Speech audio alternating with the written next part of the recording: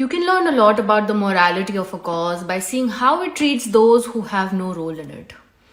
I'm happy for the hostages who came home, but I'm grief stricken for those who didn't. Bipin is gone. Bipin was a Hindu from Nepal. He had nothing to do with this conflict, and yet he was treated barbarically. Besides his family, Jewish communities, and a few others, no one spoke for him. That silence exposes the hollow core of the so-called moral movement. Bipin was innocent. No history in this war, no political stake, and still Hamas killed him.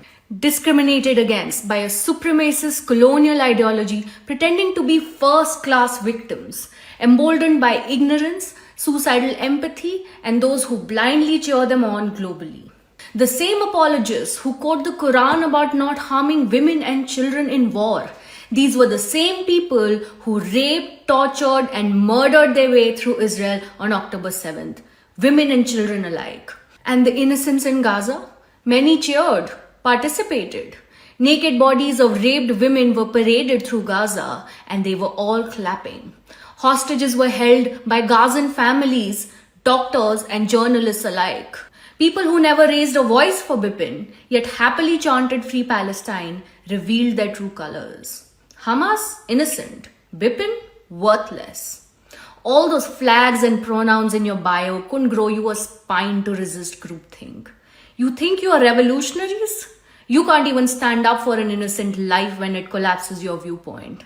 You probably didn't even know about them because TikTok didn't tell you. And the scores of Muslims in my comments calling me inhuman for not supporting Hamas or justifying genocide never spoke up for him.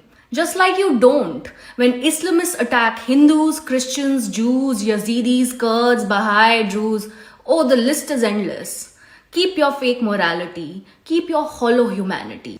If you see Bipin as collateral damage, then so are the people dying in Gaza as a result of this war, innocent or not. You cannot have it both ways. These past 2 years should be a wake-up call for all of us. This isn't just Israel or India's problem alone. No culture, empire, or religion history was perfect or devoid of conflict. But today we witness a violent, regressive, discriminatory ideology spreading unchecked. Billions are fooled or complicit. In 2025, in the information age, let's call it for what it is. Terror has now claimed a religion and many Western institutions and media. It's time to fight it. Globalize the Intifada, but against the Intifada. Unapologetically, fiercely. Send these 7th century warlords quickly to the 72 virgins that await them in heaven.